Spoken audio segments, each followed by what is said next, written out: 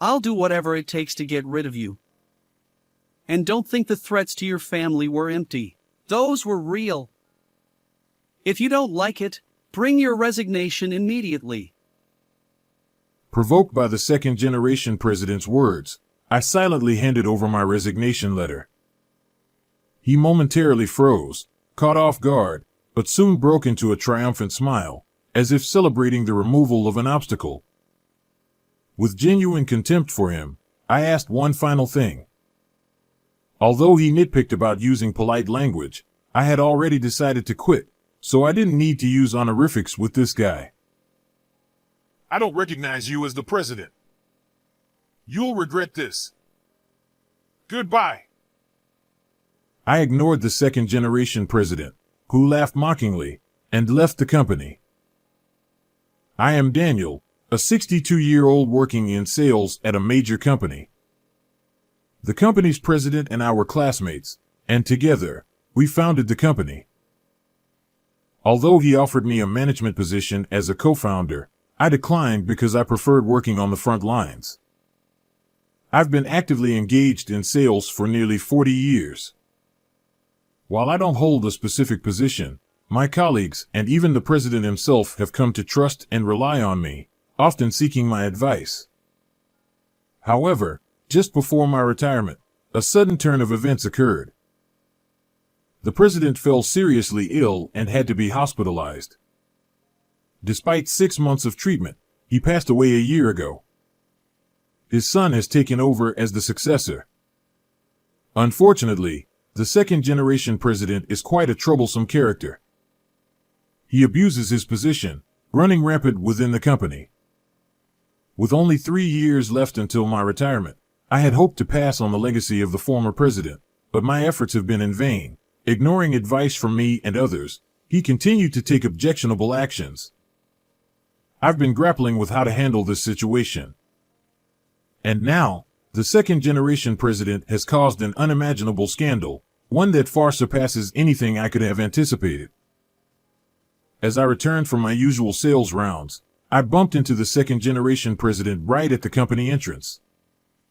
Despite it being well past noon, he seemed to have just arrived for work. Unbelievable. It's not the first time that he has been late, but it's unacceptable for employees to witness such behavior. I decided to address it with him. In response, the second-generation president glared at me, sighed as if annoyed, and retorted, "What's wrong with me, as the president, arriving fashionably late?" "That's not the point," I replied, exasperated, and asked about the reason for his lateness. Avoiding eye contact, he mumbled, "Last night's business dinner went on longer than expected. Can't be helped." Our company's clients were reasonable people, so there was no way a business dinner would interfere with work the next day. Curious about which client he had entertained, I pressed for details. The second-generation president visibly squirmed and muttered, "It doesn't matter." He had a habit of using business dinners as an excuse to drink late into the night, consistently showing up late the following day. Despite my repeated admonitions, he remained unapologetic, and the frequency of his tardiness only increased. On this particular day, I'd had enough. I urged him to stop the late-night revelry disguised as business dinners, even if he had to lie about it. But the second-generation president responded with irritation. "Enough! Don't lecture me, an old-timer employee, like you're some expert advising the president." With that, he shoved me aside and walked away. Disheartened by his consistent behavior, I returned to work, still dealing with the same old second-generation president. A week later. On that day, I was summoned to the president's office. As I entered, I found the second-generation president reclining in his chair, looking rather scheming. When I inquired about the purpose of the meeting, he grinned and began speaking. "You really managed to ruin my mood the other day, didn't you?" Despite nursing a hangover, I dragged myself to the office. "Gratitude is one thing, but I won't tolerate being lectured.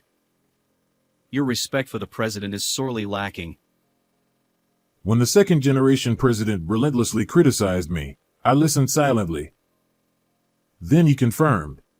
You've got just a little over 2 years until retirement, right? I nodded, and with a malicious grin, he continued with shocking words. You're fired today. Just a little over 2 years until retirement, and it's a shame. Consider it punishment for getting on my nerves. Enjoy your downfall. He taunted. I was dumbfounded. My sales performance was solid, and I had no reason to be dismissed. When I pressed him for the reason behind my termination, the second generation president nonchalantly explained. Isn't it obvious? You're a nuisance. Always nitpicking at everything I do. I don't need an employee who questions every move I make. Despite diligently considering the company's well-being, how could I accept being fired for doing my job? I couldn't. So, I told the second generation president to reconsider. After all, I still couldn't quit. When the former president was hospitalized, he entrusted me with the task of continuing to support the company and his son. If the second generation president persists in his arrogant behavior without reconsidering, the social trust built by the former president could be jeopardized. Desperately trying to persuade him, I faced the second generation president's mocking laughter. Even without you, I've managed the president's duties admirably this past year. Our business is thriving, and revenue is up. Besides, why pay a pension to an old-timer like you when we could hire young talent? So, no retirement package for you. Despite my modest salary compared to his extravagant drinking expenses, I sternly replied, the company's success is due to the collective efforts of employees. A president who parties and arrives late daily shouldn't get too full of himself. Plus, if I'm fired now, a major contract I handle might be canceled, causing significant losses for the company. But no matter how much I explain, the second generation president remains unyielding, even shouting, Shut up. Anyone can do your job.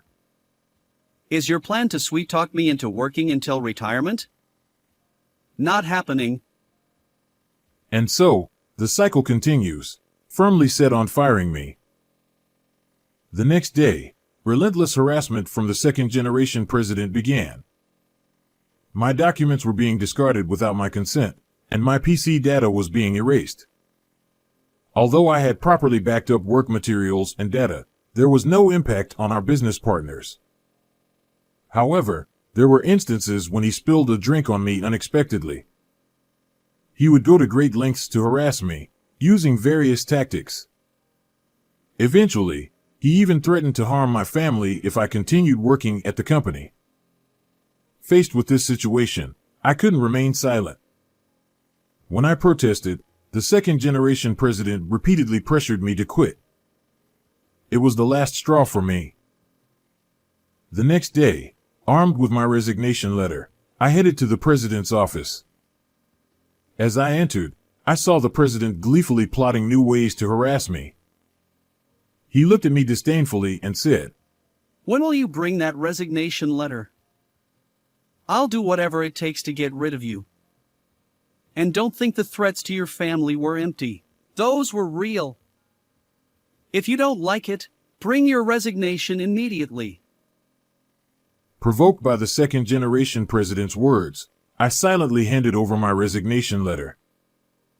He momentarily froze, caught off guard, but soon broke into a triumphant smile, as if celebrating the removal of an obstacle.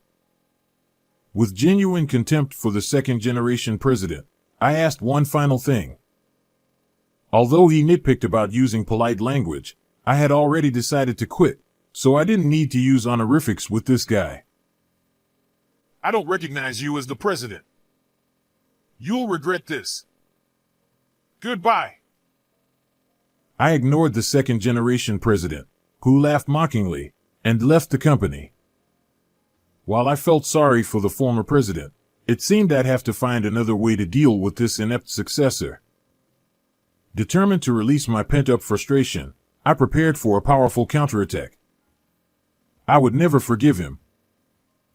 Then, just 1 week later, as I had anticipated, I received a panicked phone call from the second-generation president. He was in a frenzy.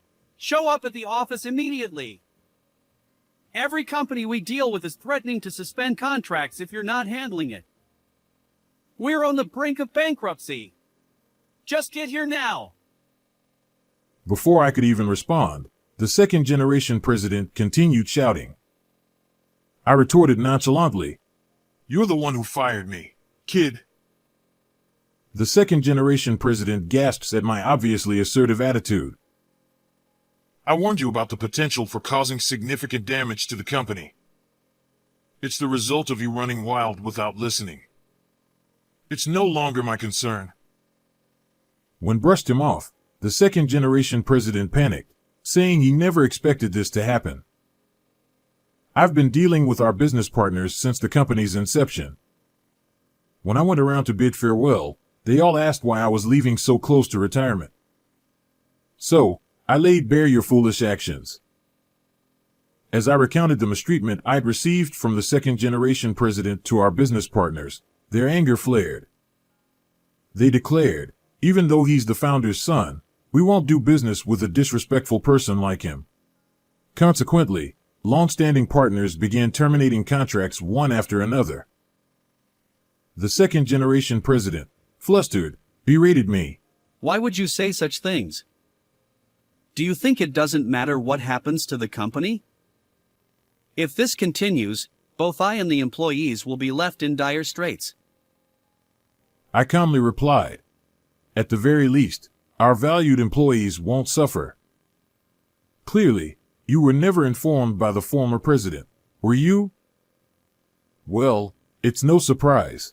No matter how much I tried to teach you about management, you never paid any attention to work at all, did you?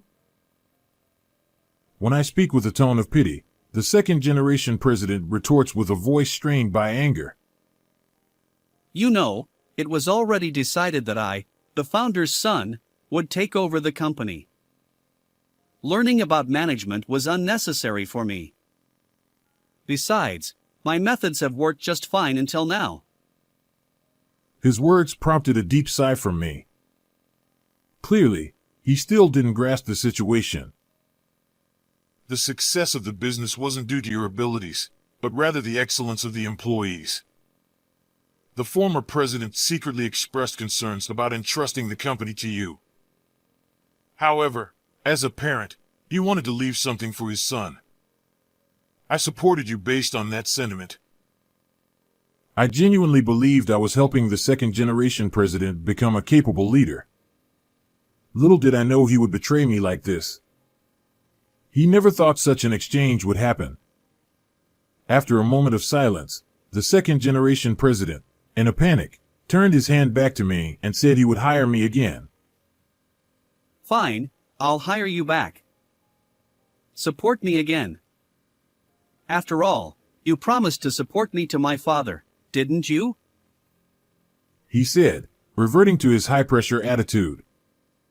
In response, I calmly continued the conversation. Remember what I said? I no longer recognize you as the president. There's another promise I made with the former president. If you ever behave tyrannically as the president and endanger the company, I'm authorized to step in and restore it. Moreover, the former president transferred 51% of the company's shares to me.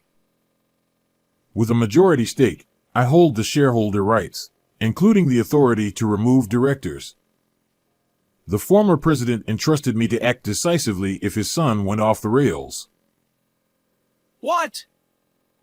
So, are you saying I won't be the president anymore? Clearly flustered, the second-generation president, I nonchalantly replied. As long as you remain the president, our business partners won't resume dealings. I made a promise to protect the company alongside the former president. So, you're in the way. My firm response left the second-generation president in tears. He blurted out, Don't say that. If you return and persuade our business partners, everything will be fine. Is it really necessary to remove me as president? Ignoring his desperate pleas, I firmly stated, I'm no longer an employee, so I have no reason to follow your orders. If you have something to say, convince the business partners yourself. With that, the second-generation president angrily hung up the phone. And a few hours later, once again, he called me and exclaimed, Hey, I'll give up being the president.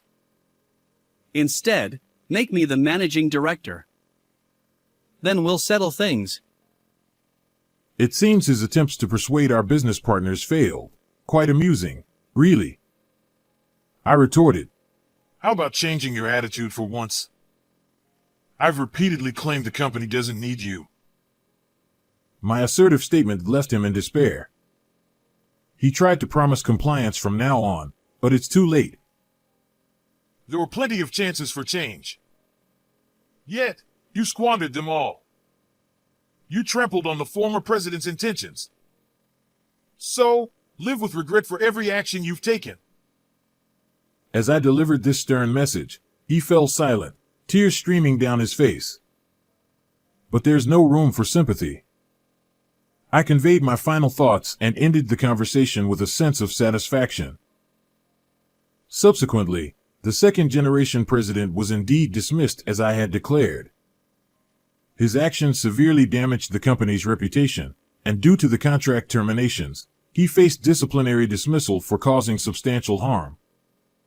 The once haughty former second-generation president, who had pushed me out with such arrogance, ultimately faced condemnation from all employees and was ousted from the company. Since then, he managed to find another job, but due to his incompetence, he was quickly fired, losing all his confidence. Having exhausted his meager savings, he now seems to be barely scraping by, worn out from doing backbreaking day labor. As for me, I returned to the company, apologized to our business partners regarding the recent events, and managed to renegotiate contracts upon my return. Although I temporarily assumed the role of president, I entrusted capable and trustworthy employees to lead while I resumed vigorous business operations. With the remaining time until retirement, I intend to honor the promise I made with the former president and safeguard the company. How did you find this story? If you enjoyed it, consider subscribing to our channel. And until next time, take care.